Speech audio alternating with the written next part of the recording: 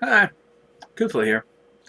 And as you know, if you've been watching my videos, I've been going off on a little tangent of making video responses and stuff like that. And you know, like anything, you gotta take a break from it and whatnot. So I'm busy right now doing some of my other stuff. Like getting back to some other things. And one of them, of course, is my movie reviews.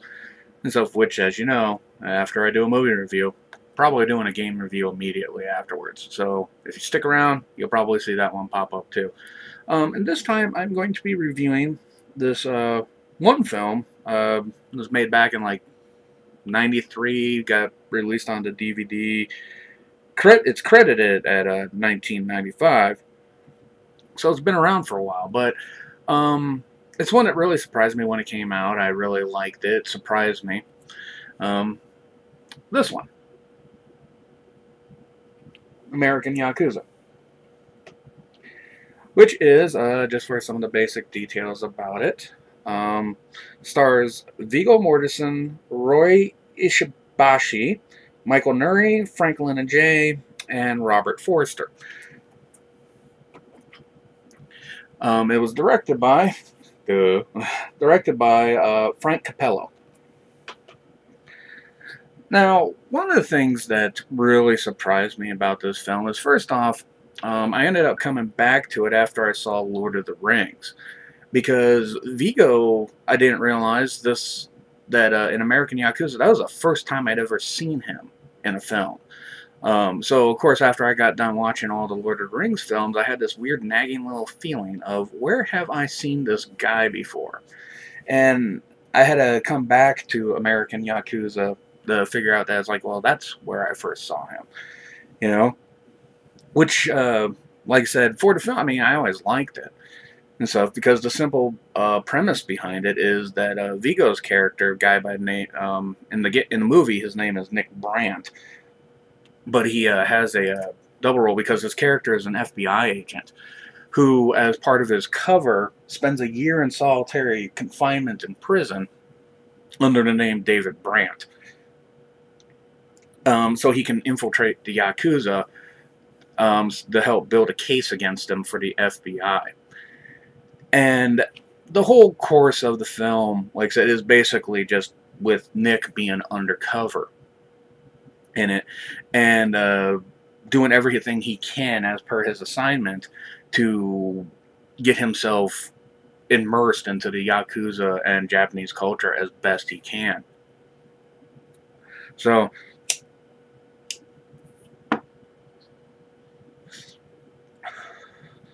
and it really surprised me that for a film that is pretty much just the whole, agent undercover thing, it really surprised me just the level of acting that came out of this film. The people that they got to act in it did a way better job than I ever would have thought, because if you go looking for this film, you actually find it in the action adventure section. And don't get me wrong, it's got action adventure scenes in there, but the film really stands on the acting and the music and how the photography for the film is done. It goes out of its way to showcase the acting of a lot of the people that are in it. The action in it is, I don't know, I think I can remember like maybe 3 or 4 scenes, including the final part at the end, which they had like a lot of action in it. But I mean, not enough to where you could actually qualify this as a true action film. This is more a film that is definitely character and acting driven, you know? And as you go through it, watching Nick, as he gets further and further in there and then has to keep reporting back to the FBI, you can see, Vigo does a really good job of showing how the character is getting, you know, his loyalties, as he's doing this, is like he's starting to question if what he's doing is right. And Vigo does a great job of showcasing that. And it also does a really good job of showcasing, like, guy in there, Franklin J, who turns out he's actually a comedian. He plays another FBI agent named Sam, who is trying to keep him grounded in the world of the FBI. Just to let him know that that no, you're an FBI agent. Don't start liking these people. And then Robert Forster, who is like one of the FBI higher ups, named Littman, where he comes in as this very cold, expecting results type individual. And I mean, granted, his role is small, but he does actually put that nice little point on there of like there is things to be expected from the FBI, and he adds a very kind of darker, sinister look at the FBI, a la X-Files, minus all the alien stuff. Just the whole thing there to where he's just like, this is what I expect you to do, this is what you're there for, and I expect to be done, and then as soon as this is done, you're off to the next case. Not even taking into any regard that the Nick Brandt character is having these, the David Brandt, Nick Davis character is starting to basically have a, question of where his loyalties lie. He doesn't care about that. He just expects it to be business as usual. So,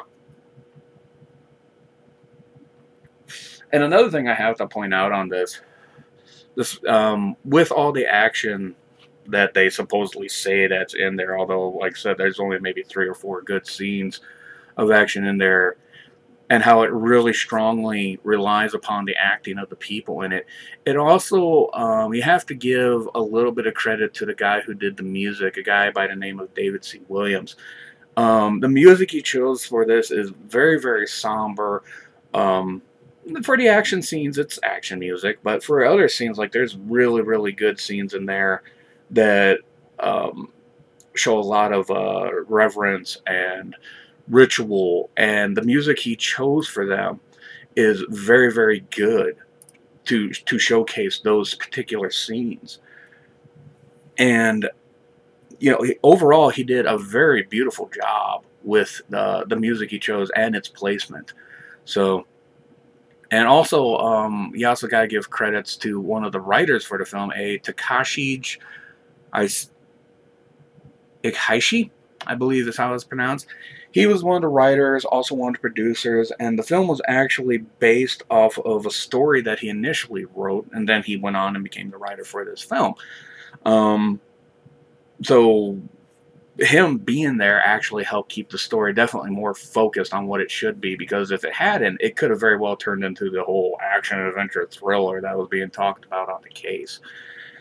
But overall, though, I mean, at 95 minutes, it's not a long film, so it does actually cram a lot into it. It was a really enjoyable film, and if I had to recommend this for anything, if you do like good acting done in films, I would definitely suggest pick up American Yakuza. You'll be really surprised, because it has a lot of things that it brings to the table. The strongest being its action, its acting, and its music, and its action and adventure and things like that. They're nice little things to throw in there, to help kind of liven the mood to it and stuff. And the little comedy bits they do bring in there help out a lot too. Just, stuff that helps lighten it up a little bit. Because otherwise, it's a pretty serious and very, very somber film. But it is definitely, in my opinion, I think, worth picking up. And I really don't think you'll be disappointed if you do. Especially because, like I said, this is one of Viggo Mortensen's early films. Like I said, I didn't... when The Lord of the Rings came out, like I said, for the longest time, I was sitting there wondering, who the hell is this guy? And that's because American Yakuza was the first film that I ever seen him in. And it's definitely worth your time to sit there and watch it just to see that, no, Viggo's always been a good actor. So, anyway, thanks for your time. This is Kuzla, and I will see you guys later.